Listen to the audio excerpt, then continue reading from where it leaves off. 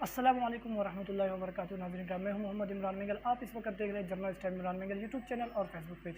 عزیزان گرامی، ایک بار پھر ہمارے ساتھ موجود میرے استاد محترم میرے مربی و محسن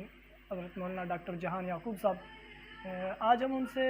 بہت ہی اہم مسئلے کے حوالے سے بات کریں گے، جو کہ انتہائی قابل غور مسئلہ ہے، جو بہت رائج ہے اور لوگ اس کو دڑا در اس غلط فہمی کا شکار ہوتے جا رہے ہیں. تو اس حوالے سے آج استاد جی سے بات کریں گے کہ استاد جی آج کل سوشل میڈیا پر جو دکھائی دیتا ہے کہ کوئی گستاخی کرتا ہے، کوئی بھی ایسا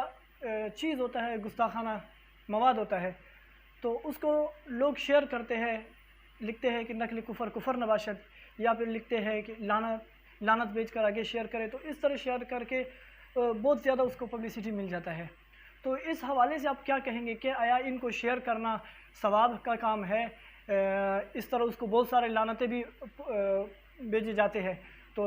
یہ صحیح کام ہے کہ ان کو اتنے سارے لعنت بھیجے جا رہے ہیں اور ان کو شیئر کرتے جا رہے ہیں لوگ؟ بسم اللہ الرحمن الرحیم. نحمدہ و نصلی و نسلم علی رسولہ النبی الکریم.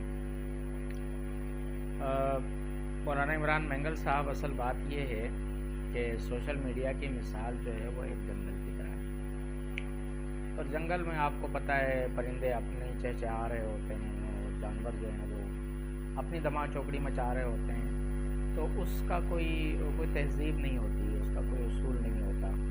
تو سوشل میڈیا کا بھی اب یہ المیہ بن گیا ہے کہ ہر شخص کے ہاتھ میں موبائل آ گیا ہے اور کوئی تربیت نہیں ہے، اس کا کوئی کانسیپٹ نہیں ہے کیسے استعمال کرنا ہے،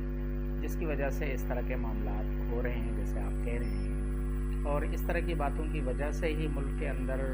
جو ہے وہ نفرتیں پھیلتی ہیں اور مذہبی طور پر جو منافرتیں ہیں وہ مزید بڑھتی ہیں. تو ایسی چیزوں کے حوالے سے ہمیں معلوم ہونا چاہیے کہ اس میں ہمارا کردار کیا ہے. اس لیے کہ ہم سوشل میڈیا استعمال کریں، ڈیجیٹل میڈیا استعمال کریں، یا ہم کسی بھی پلیٹ فارم کو استعمال کریں، تو ہم سب سے پہلے مسلمان ہیں اور اس کے بعد ہم پاکستانی محب وطن شہری. جہاں تک اس بات کا تعلق ہے کہ کفریہ شرکیہ عبارتوں کو، گستاخی پر مبنی باتوں کو اور مختلف لوگوں کی گستاخیوں کو، ویڈیوز، آڈیوز اور تحریروں کو نقل کفر نباشد کہہ کر یا لکھ کر یا لعنت بھیج کر آگے اس کو شیئر کیا جاتا ہے، تو یہ جو ایک عام سا رجحان پھیلا ہوا ہے، میں تو یہ سمجھتا ہوں کہ اس طریقے سے ہم ان لوگوں کی تائید کر رہے ہوتے ہیں، اس لیے کہ ان کا ایک مخصوص حلقہ احباب ہوتا ہے اور ان کی غلاظتیں وہاں تک محدود ہوتی ہیں. لیکن ہم مسلمانوں میں سے جب ایک آدمی اس کو شیئر کرتا ہے تو دوسرے لوگ بھی اس کو ثواب سمجھ کے آگے اس کو بڑھاتے چلے جاتے ہیں، اور یوں مسلمانوں کے درمیان وہ برائیاں، وہ غلاظتیں اور وہ گستاخیاں، وہ توہین آمیز الفاظ، وہ کلمات، وہ ویڈیوز جو ہے وہ پھیلنا شروع ہو جاتی ہیں. اس طرح کے رد عمل سے بہتر یہ ہے کہ مسلمان جو ہے اگر جواب دے سکتے ہیں تو وہ جواب دینے کی کوشش کریں، اور جواب نہیں دے سکتے ہیں تو کم از کم اس طرح کی گستاخیوں کو مزید آگے شیئر نہ کریں. اس حوالے سے ہمیں قرآن کی جو تعلیمات ملتی ہیں، ہم یہ دیکھتے ہیں کہ قرآن مجید نے یہود و نصارہ اور مشرکین کے گستاخانہ کلمات کو نقل ضرور کیا. یہود اور نصارہ آپ صلی اللہ علیہ وسلم کے بارے میں جو کہا کرتے تھے، یہودی خاص طور پہ آپ کو کہتے تھے قل ہوا اذن، یہ تو کان ہے، بس جو کہا سن لیا مان لیا. اسی طریقے سے وہ آپ کو راعینا، ہمارا چرواہا، نعوذ باللہ، یہ کہا کرتے تھے. قرآن نے اس کو نقل کیا ہے. اسی طریقے سے مشرکین نے نبی کریم صلی اللہ علیہ وسلم کو ساحر کہا، مجنون کہا، یہ سارے کلمات قرآن نے نقل کیے ہیں. لیکن صرف نقل کرنے پر اکتفا نہیں کیا، بلکہ اس کے فوری بعد اس کا جواب دے دیا، فوراً جواب دے دیا. اس سے ہمیں یہ تعلیم ملتی ہے کہ اگر آپ اس پوزیشن میں ہیں کہ آپ اس کا جواب دے سکتے ہیں، علمی طور پر آپ اس کا جواب دے سکتے ہیں، تو پھر آپ اس کو نقل کرنے کے بعد فوری طور پر اس کی تردید کریں. اگر آپ تردید نہیں کر سکتے پھر اس کو آپ نقل بھی نہ کریں. اسی طریقے سے حدیث میں بھی ہمیں یہ تعلیم ملتی ہے. نبی کریم صلی اللہ علیہ وسلم نے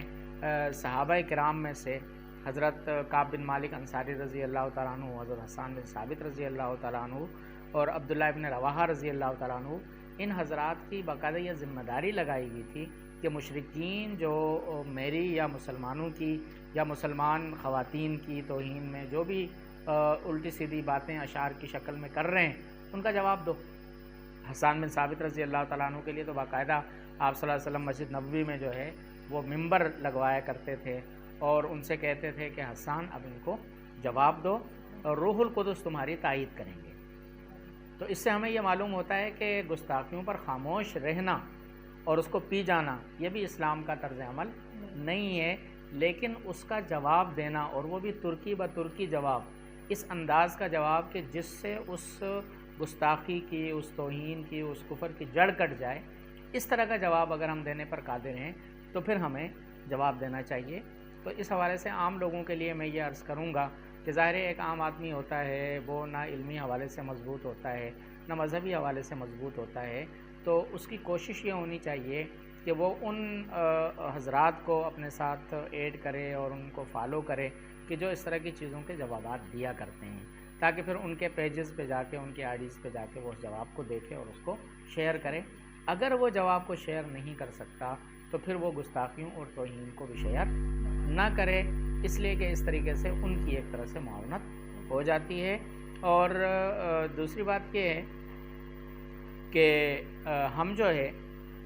عام لوگ اپنے ایمانی جذبات کا اظہار اس کو سمجھتے ہیں، ہم لعنت بھیج دیں، ہم نقل کفر نباشت کہہ کے ان باتوں کو شیئر کریں، تو اس سے کوئی ایمانی جذبات کا اظہار نہیں ہوتا، بلکہ باطل کا تو یہ ایک باقاعدہ حربہ ہے۔